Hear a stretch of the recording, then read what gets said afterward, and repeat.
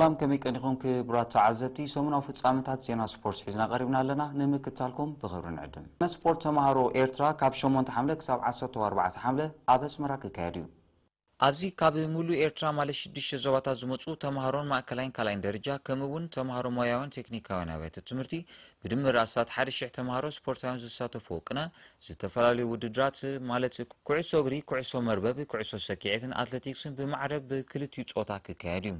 ተማሃሮ ካላይ ደረጃ ሞያውን አብያተ ትምህርትን ኣብ ውድድራት ኩዕሶ እግሪ፣ ኩዕሶ ሰኪዔት፣ ኩዕሶ መርበብ፣ አትሌቲክስን ክወዳደሩ እንከለዉ ተማሃሮ ማእከላይ ደረጃ ድማ ኣብ ውድድራት ኩዕሶ እግሪን አትሌቲክስን ከተኩሩ እዮም። ኣብ አትሌቲክስ ተማሃሮ ማእከላይ ደረጃ ናይ 100 200 400 800 1000 400 ሜትሮ ምቅባል ክጽበዩ እንከሎ ተማሃሮ ካላይ ደረጃ ድማ ውድድራት 100 200 400 800 1500 3000 400 400 ሜትሮ ምቅባል ከካይድዮም كل ውድድራት ንክልቲኡ ጾታ በማዕረግ ቁጥር ዘሳተፉ እዩ። ኣብ ነፍሲ ወከፍ ውድድር ኣብ ነፍሲ ወከፍ ጾታን ድማ ሓንቲ ዞባ ብክልተ አትሌታት ክትሳተፍ እያ። ብመሰረት ካብ ሚኒስትሪ ትምህርቲ ዝረኸብና ሓበሬታ ብሓፈሻ ኩለን ዞባታት ብ67 መምሃራን ኣሰልጠንትን ክምርሓን ከለዋ ነዚ ውድድር ዝዳንዩ 45 እንድያኑ ናይ ኩሉ ዓይነት ስፖርት ካብ ሃገራዊ ፌደሬሽናት ስፖርት ዝተረኸቡ እዮም። እዚ ልዑል ብቕዓት ተምሃሮ ክንጸባረቑሉ ትጽቢት ዝግበር ውድድር ኣብ ኩዕሶ እግሪ ካላይ ደረጃ ደቂ ተባዕትዮ ኣብ ሜዳ ንእሽተይ ቺቾሮ፣ ኩዕሶ እግሪ ካላይ ደረጃ ደቂ ኣንስትዮ ኣብ ሜዳ ሃገራዊ ፌደሬሽን ኩዕሶ እግሪ ኤርትራ፣ ኩሉ ውድድራት አትሌቲክስ ኣብ ስታዲየም ኣስመራ፣ ኩዕሶ እግሪ ማእከላይ ደረጃ ክልቲኡ ጾታ ዕድመ 12 13 ኣብ ሜዳ ቤት ትምህርቲ ቀይሕ ባሕሪ፣ ኩዕሶ መርበብ ደቂ ተባዕትዮ ኣብ ቤት ትምህርቲ ካላይ ደረጃ ቀይሕ ባሕሪ፣ ኩዕሶ ሰኪዔት ደቂ ኣንስትዮ ኣብ ካላይ ደረጃ ቤት ትምህርቲ ባሕቲ መስከረም፣ ናይ ካላይ ደረጃ ናይ ደቂ ተባዕትዮ ግጥማት ኩዕሶ ሰኪዔትን መርበብን ድማ ኣብ ሜዳ ቤት ትምህርቲ ባርካ ክካየዱ እዮም። ኩሉ ኣፍቃር ስፖርት ድማ ኣብዚ ሜዳታት ተረኺቡ ንዞባታት ተማሃሮን ከተባብዕ ሚኒስትሪ ትምህርቲ ብኽብሪ ዓዲሙሎ። ብመሰረት ካብ ጨናፍር ኣብያተ ትምህርቲ ዞባታት ዝረኸብና ሓበሬታ ድማ ኩለን ዞባታትን ስፖርታውያንን ድሕሪ ምዛም ዓመተ ስፖርት ብቐጥታ ኣብ ምድላዋት እዮም ተጸሚዶም። ተሳተፍቲ ተማሃሮ ዞባታት ካብ 6 ክሳብ 7 ሓምለ ኣስመራ ካቱ ትጽቢት ይግበር። ሓሙሽተ መድረኻት ኣብ ዝሓዘን ብሃገራዊ ማሕበር ቅድም ብሽክለታ ድማ ናይ 2.2 ደረጃ ኣብ ዘሎ ውድድር ዙር ሆንጌሬ ክለባት ዳይሜንሽን ዳታን ባይክኤድን ከክልተ ተቀዳደምቲ ኣሳቲፈን። ኣብዚ ውድድር እዚ ሳልሳይ ውድድር 178 ኪሎ ሜትር ኣብ ሸፈነሉ ተቀዳዳማይ ክለብ ዳይሜንሽን ዳታ ኣማኑኤል ገብረ እግዚአብሔር ንጉስ ዓቅብ ማልያ ክወድቅ ኢሉ። ኣብ ካላይ መድረኽ ናይ ውድድር ሻውዓይ ተርታ ዝሓዘ ኣማኑኤል ካብ ዕዉት ናይቲ መድረኽ ዚጋ ጀርመን ብሓንቲ ካሊእ ጥራይ ድሒሩ ነቲ ደረጃ ክጭብጥ ክኢሉ። ኣብ ናይ ሰንበት ውድድር ኣብ ፍጻመ ሜሮን ተሸመ በአውስትራሊያዊ ስኮት አንደርላንድ ተበሊጹ ካላይ ተርታ ሒዙ እዩ። ብሓፈሻ ኣብዚ ናይ 6 መድረኻት ውድድር ክለብ ዳይሜንሽን ዳታ ንተቀዳደምቲ ኣማኑኤል ገብረ እግዚአብሔር መትከል ኢዮብ፣ ክለብ ባይክኤድ ድማ ንሜሮን ተሸመን ዓወት ሃብቶምን ኣሳቲፈን። ኣብዚ ውድድር እዚ ኣብ መወዳእታ ኣማኑኤል ገብረ እግዚአብሔር ኣንበሳ ዓቐብ ብምዃን ተሸሊሙ።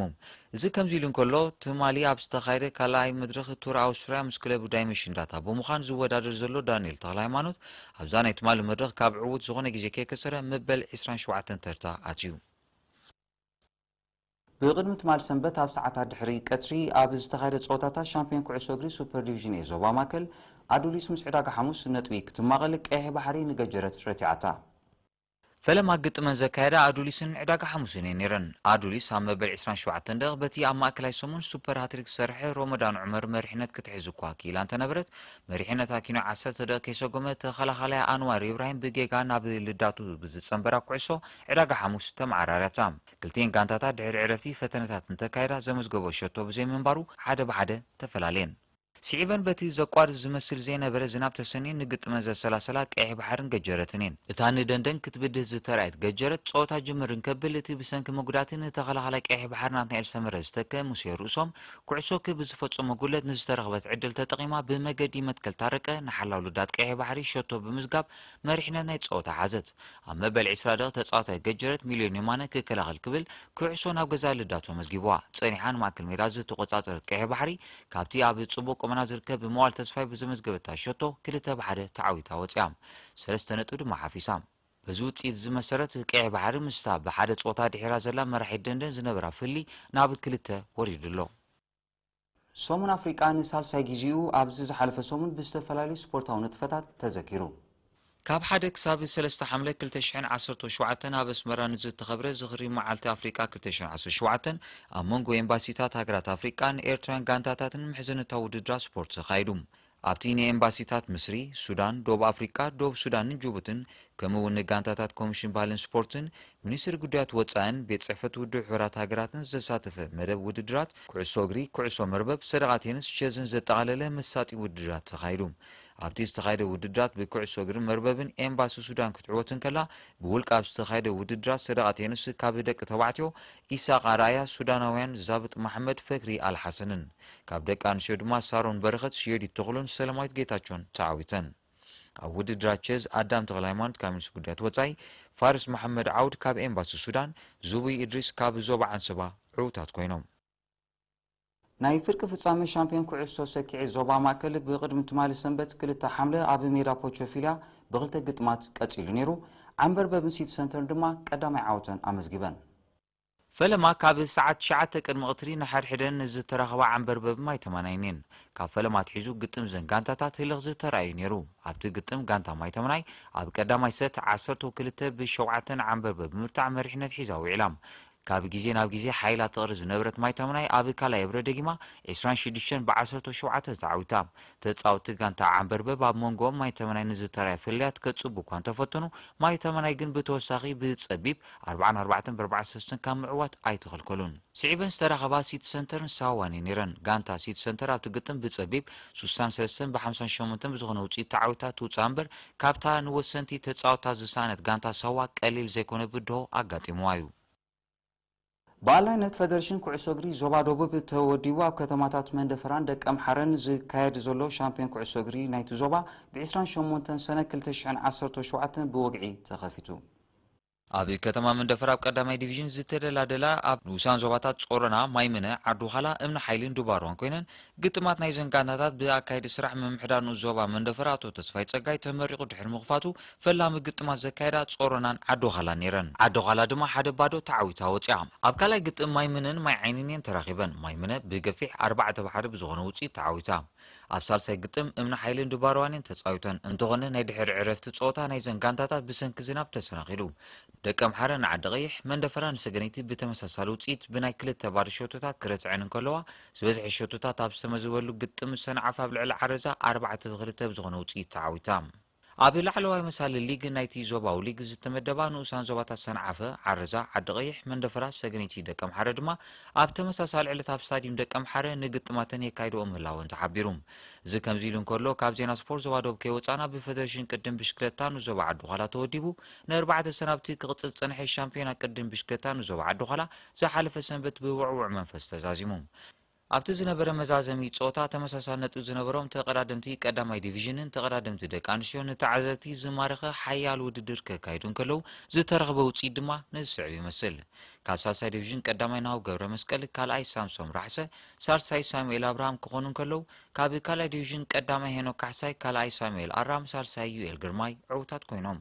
ከምኡውን ካብ ቀዳማይ ዲቪዥን ኣብ ዝተገብረ ሓያል ውድድር ፊሊሞን ሰመረን ኣማን መሐመድ ዓሊ ተቐራራቢ ነጥቢ ሒዞም ዝኣተውሉን ሓያል ህልኽ ዝመልኦን ውድድር ቀዳማይ ፊሊሞን ሰመረ፣ ካልኣይ ኣማን መሐመድ ዓሊ፣ ሳልሳይ ዳንኤል ኣረፋይነ ዕዉታት ኮይኖም።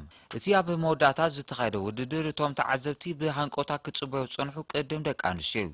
እቲ ኣብ መንጎ ሱዛና ፍስሓ ከምኡውን ደሊና ግርማይ ዝነበረ ህልኽ ዝመልኦ ውድድር ሓያልን ሰሓብን ኮይኑ እዩ ተኻይዱ። ተቐዳደምቲ ደቂ ኣንስትዮ ብዞባ ደረጃ ሻምፒዮን ኣብ ዝነበራሉ ካብ ዞባ ቀዳሚት ከም ዝወጻእ ዝፍለጥ ኮይኑ ፌደሬሽን ቅድም ብሽክለታ ንዞባ ዓዱኻላ ነዘን ደቂ ኣንስትዮ ኩሉ ኣፍቃር ስፖርት ምትባዕ ክገብረለን ተላብዩ። ቀዳሚቲ ሱዛን ፍስሓ፣ ካልአይቲ ሞናሊዛ ራእያ፣ ሳልሰይቲ ደሊና ግርማይ ብምዃን ድማ ተዓዊተን። ዕዉታት ተቐዳደምቲ ዝተዳለወሎም ዋንጫን መዳልያን ጎማን ከላማደርያን ካብ ኢድ ዝተፈላለዩ ሓለፍቲ ጨናፍር ሽልማቶም ተቐቢሎም። ካልኣይ ዙርያ ጸወታታት እዚ ተወርዋር ሓይሊ ዝሓለፈ ሰሙን ብዝተፈላለዩ ስፖርታዊ ንጥፈታት ቀጺሉ። ብቐዳም ጋንታታት ደቂ ኣንስትዮ ኣኽባርን ተኮርን ኣብ ዘካየዶ ናይ ካልኣይ ዙርያ ጸወታ ቅድሚ ዕረፍቲ ተጻወቱ ተኮር ነቶም ካብ ዝሓለፈ ጸወተን ኣብ ጽቡቕ ቁመና ዝነበራ ተጻወቱ ኣኽባር ኣብ ማእከል ሜዳ ክበልፀን እየን ተራእየን። እንተኾነ ተኸላኸልቲ ኣኽባር ብቐሊል ዝድፈራ ኮይነን ኣይተረኽባን ንዕረፍቲ ካብ ዘይሸቶ ተፈላለየን።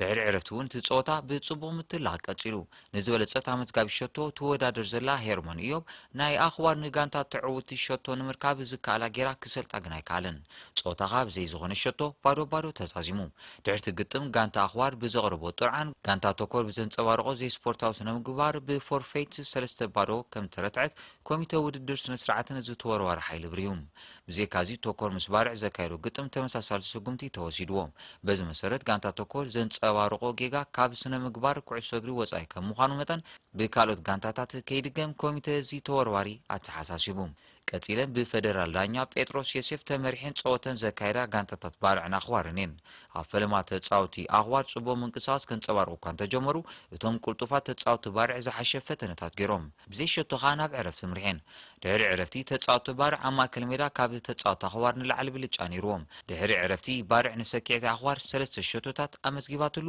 ጸወታ ድማ ብዓወታ 3 ባዶ ተፈጺሙ ኣብቲ ብርክት ዝበለ ተዓዛቢ ዝተረኽበሉ ግጥም ኣኽባር ንኣሰልጣንያ ማቴዎስ ፍሳሐ ብቀይሕ ካርድ ከሲራቶ እያ ኣብ ኩዕሶ መርበብ ደቂ ኣንስትዮ ጋንታ ብዶ ንጋንታ ኣኽባር 2 ባዶ ክስዕራ እንከላ ኣብ ናይ ደቂ ተባዕትዮ ጋንታ ባርዕ ንጋንታ ተኮር 3 ባዶ ረቲዓታ ኣብ ያታዊ ጸወታታት ተወሰደ ደቂ ኣንስትዮ ተኮር ንጋንታ ብዶ 15-8 ክስዕረን ከለዋ ኣብ ናይ ደቂ ተባዕትዮ ብዶ ንተኮር 13-8 ስዒሮሞም ኣብ ኣስቲ ደቂ ተባዕትዮ ተጻዋታይ ባርዕ ንመዘኑ ተጻዋታይ ብዶ ብፎርፌ 2 ባዶ ስዒርዎም ኣብ ጉታ ገመድ ተኮር ንብዶ 2 ባዶ ኣሰኒፋታ ኣብ መዛዘሚ ፍትለ ደቂ ኣንስትዮ ፊዮሪ ፍስሓ ባርዕ ሱዚ ተስፋለን ብዶ ኤደን ኣስገዶም ተኮር ብተርታ ተዓዊተን ኣብ ናይ ደቂ ተባዕትዮ ድማ ናጂ ኣሕመድ ኣኽባር ንማእከለ ከሰተ ተኮር ገብሪ ህይወት መድሃኔ ብዶ ኣኸቲሉ ተዓዊቱ ግጥማት ኩዕሶ እግሪ ሊጋ ዓንሰባ ብውዕውዕ ኣገባብ ይቕጽል ኣሎ ኣብ መንጎ ኣብ ከረን ዝርከባ 8 ጋንታታትን ሓንቲ ጋንታ ኮሌጅ ሓመለማሎን ዘጠቓለለ ሊጋ ዓንሰባ ዝሓለፈ ሰንበት እውን